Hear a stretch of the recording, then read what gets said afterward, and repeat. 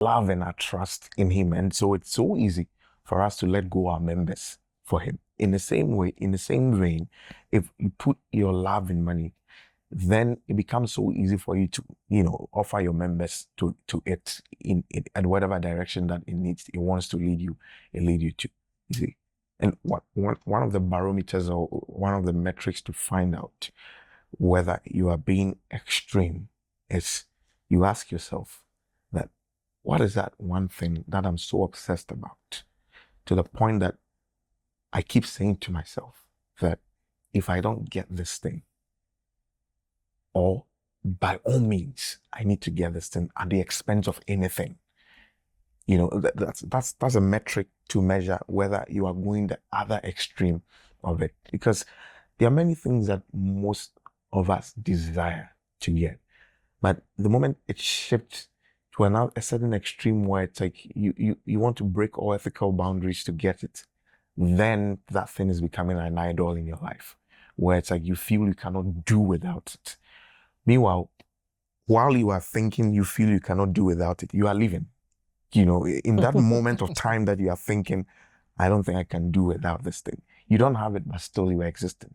Probably you might have existed 23 years or 30 years before that thought even came to your mind, And so it tells you how going the extreme of it sometimes even distort our view of our own personal life as well. All right. Yeah. I don't know if we've heard the statement, God, this is my life. Yeah. This is my life. It's my life. It's my life. this thing is my life. Meaning you've idolized it. Yeah. And God is against certain. Saying Ezekiel chapter 14 verse 3. He said, Son of man, these men have set up their idols in their hearts. And put stumbling block of their iniquity before their faces.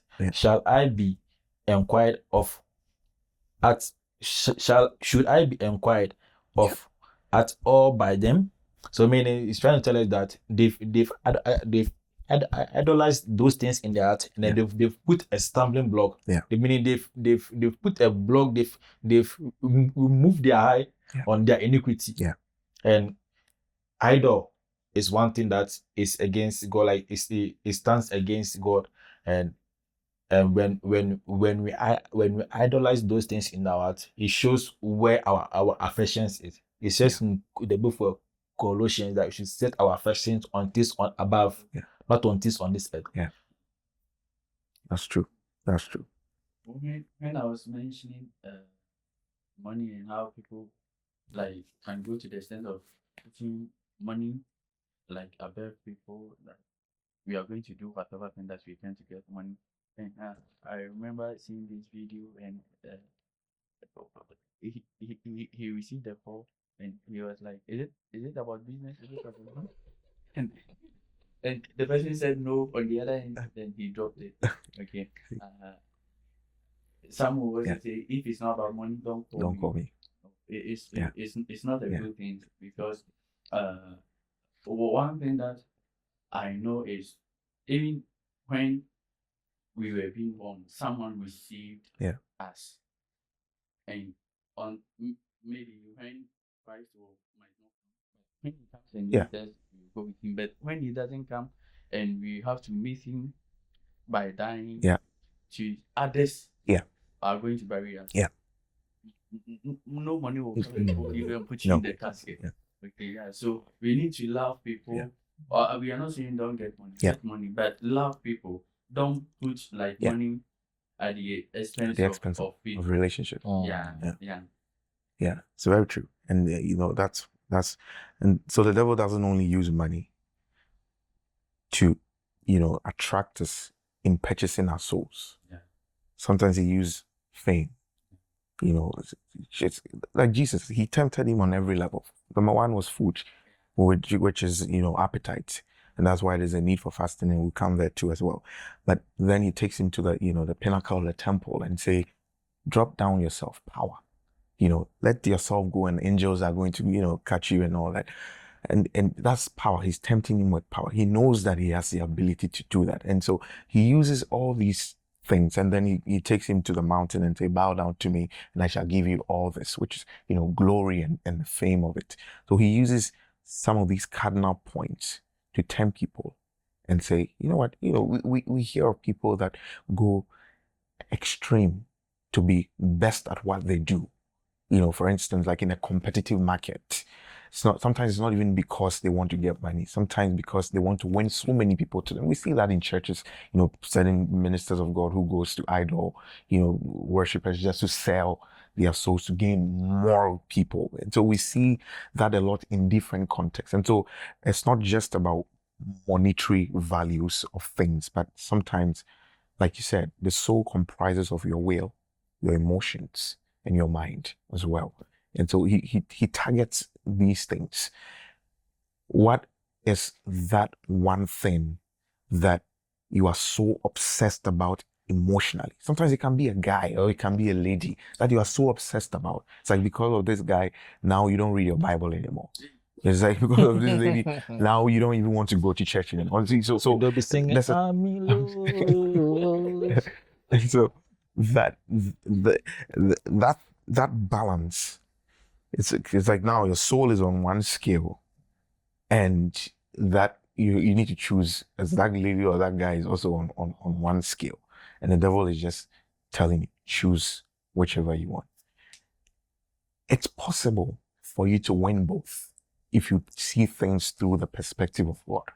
But if you become so obsessed with one at the expense of the other, then that thing is becoming an idol, to you. Sometimes it can be like an idea.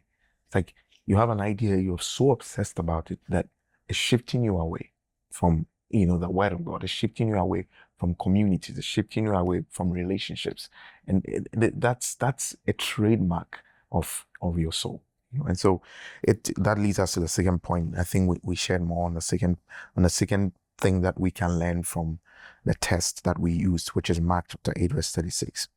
Anything you value more than your soul becomes your God. Anything that you value so much, than your soul, then that thing becomes your God automatically. Colossians chapter 3, verse 5. We can just read that quickly. When in other parts of the world, we see many activities that has to do with blood sacrifices, and so people sacrifice people's blood to make money. So for instance, someone is poor, comes from a poor background, his friends influence him and say, hey, kill your mom or kill your dad or kill your brother, and you are going to make money.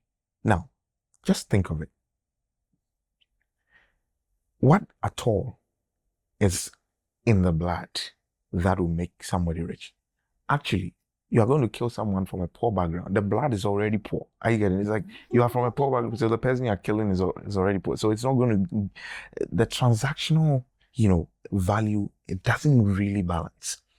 But the idea behind it is, because you value money so much, now it has become your God to the extent that you can go every extra mile to gain it. And that's what the devil wants. It's not necessarily about the blood. And we talked about how that many woes and tears and cries and many wars have emerged as a result of people not placing value on the soul of humanity. And this is a perfect example of it. Because now you kill the person, the whole family is crying and all that. And the devil is standing and he's laughing, because all this while it was never about the blood, it was never about the person, but it was about your soul. If you're able to go to that extent, for me, you've sold your soul to me, and then I can control you. And it tells you that no matter how anointed you are, no matter how prayerful you are, if you put your soul up, that it's for sale, the devil is going to buy it. And he doesn't, because Jesus was fasting in the wilderness, he barged in and just, offered him, I'm going to sell this to you. So he's not so much about, how prayerful you are. He's still going to knock at your door. All you have to do is to build this fortress around you, that when he comes in, I will have the ability to say, no, I can't go this step further. Yeah. Before Brother Kennedy read Colossians. I just want to add a little bit to what the Proverbs is talking about. That the devil is going to keep on knocking at you. Yeah. You see, one thing is the devil.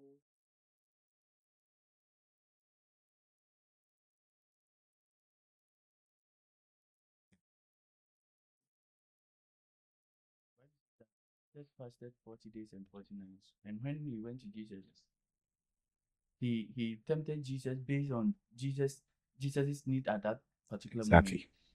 Because Jesus was hungry. Mm-hmm. So he went to him telling him that turn this stone into bread. You see? And we can also take another example from Jacob and Esau. Yeah. We can also take another example from Bathsheba. Yeah. So we have to know how he attacked. That's why Paul. Yeah. That is why Paul tells us that we should lay aside every sin that easily weighs us down. Every bit of sin that easily weighs us down. We should just let those things go, because when the devil comes knocking, that is where he is going to attack you. It's like two boxers are fighting, and I see that maybe your rib is broken. That's the weak place I'm going to keep punching. To knock you out. So that's what Yeah. the devil is trying to do. He is going to attack your weakness. So in order to also overcome it, we also have to, like, if we know we are weak in this point, we have to realize it, like acknowledge it, and work towards that area, so that when he comes knocking, because when the devil knows that no matter what, if he comes to me with maybe example with food, he's not going to get me. There's no way he's going to come tempting me with. So he's going to use something. But maybe when he sees that I need iPhone, he's definitely going to come tempting me with iPhone. So just to add up to what, like, we've just shared. See, when Job was at his downward moment, when he lost everything, before he lost everything, he said, when the children of God met together, the devil came around and God asked him, what are you doing? He said, I'm moving to and fro, seeking whom to devour. Not to devour them physically. The soul. The soul. And right after that, we saw what happened to Job. He lost everything. His wife told him to denounce God. And that's funny. It's funny how the devil touched everything. The devil touched everything, and his left kids, and left his wife. And left the wife, touched everything. The kids, the land, the farm, the animals. And then said, it's okay, I'm not going to touch the wife because I'm working side by side with the wife. We are all partners together. We work together to destroy his soul. So he's just trying to just sell your soul. Just let go God, let go of God, and just see what will happen to you. Why? Because Job, God and the devil, there was a bargain. Charlie, I want his soul. Because the soul is the primary goal of the of whatsoever thing that he wants to achieve. Because when you get your soul, that's all he wants. He just wants that part of you, your mind, your will, your emotions. That part of you where it's like now you start having cravings and appetite for things that are not godly. Now you start to think about things that's all. So a perfect summary of what the devil is about, because sometimes it can be confusing when you say the devil wants to buy your soul. All we're trying to say is he just wants your mind. He just wants to take that faculty of you where your whole thought process will be shifted away from God, where all your emotions and your wills will be taken away from God.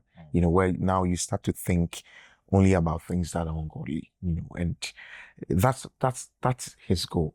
His goal for Job at the end of the day was not to make Job poor. He wasn't touching Job because he wants Job to be poor. That wasn't the end goal. In all of his temptations, we get to see his end goal. His end goal is the soul of that person. So he comes to you, he knocks at your door, and he uses what seems to be the goal. So he comes to Jesus, food. So from a natural perspective, you might think, oh, he's just tempting Jesus with food. It's just food. Just take it and eat it. But at the end of the day, he has a broader view of why he wants you to eat that food. For you to lose the essence of the fast that you're doing, and to place priority on what you need and not to have placed priority on, and that's how he plays his game all the time when he's dealing with people. I think we had Colossians 3:5 to read before. Yeah.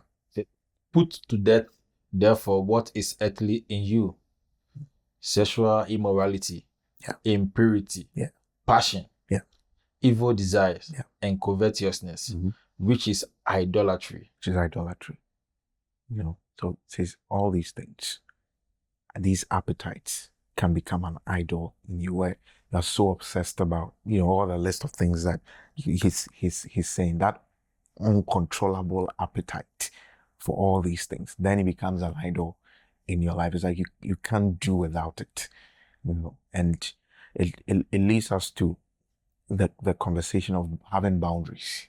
Gideon laid a point out there about, we having boundaries.